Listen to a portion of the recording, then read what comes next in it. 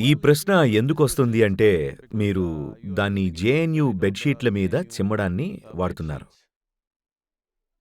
సరేనా? మీరు దాన్ని అలా వాడుతుంటే, అది మీ నిర్బంధం. మీరు చేస్తున్నదేదో చేస్తున్నారు. ఇది నైతికంగా తీర్పు చెప్పే విషయం కాదు. విషయం అది కాదు. ప్రశ్నల్లా ఆ నిర్బంధం ఏ స్థాయిలో ఉంది అన్నదే. మనకు చర్మం ఉంది, ఎపిథీలియల్ కణాలున్నాయి, జుట్టుంది. మన శరీరంలో ఇంకా ఎన్నో ఉన్నాయి. గుండె, కాలేయం, కిడ్నీ ఎన్నో ఉన్నాయి. ఈ కణాలన్నిటికీ వాటి పద్ధతిలో ఒక నిర్దిష్టమైన శక్తి ఉంటుంది. కానీ వీర్యానికి అసాధారణ శక్తి ఉంటుంది. అది ఒక కొత్త జీవాన్నే సృష్టించగలదు.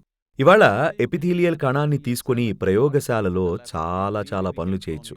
బహుశా మిమ్మల్ని క్లోన్ చేయొచ్చు. సరేనా? కాబట్టి సామర్థ్యం ఇక్కడ కూడా ఉంది. కానీ అది మీరు వీర్యం అని పిలుస్తున్న కణంలో ఉన్నంతలాగా లేదు.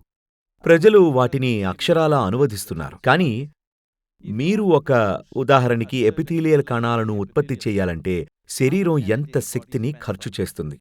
అలాగే వీర్యం అనే కణాన్ని ఉత్పత్తి చేయాలంటే శరీరం ఎంత శక్తిని ఖర్చు చేస్తుంది అనే దానిలో చాలా తేడా ఉంటుంది. దీన్ని శాస్త్రీయంగా నిరూపించొచ్చు. కాబట్టి దానికోసం అంత శక్తి అవసరమవుతుందంటే నిస్సందేహంగా దానిలో గొప్ప శక్తి ఉంటుంది. ఎలా ఉపయోగించుకోవాలో మీకు తెలిస్తే. కానీ దాన్ని శోధించే సామర్థ్యం మీకుందా? శోధించగలరా? అలా చేయడానికి అవసరమైన సాధన, మార్గదర్శకత్వం మీ దగ్గర ఉన్నాయా? అది పెద్ద ప్రశ్న.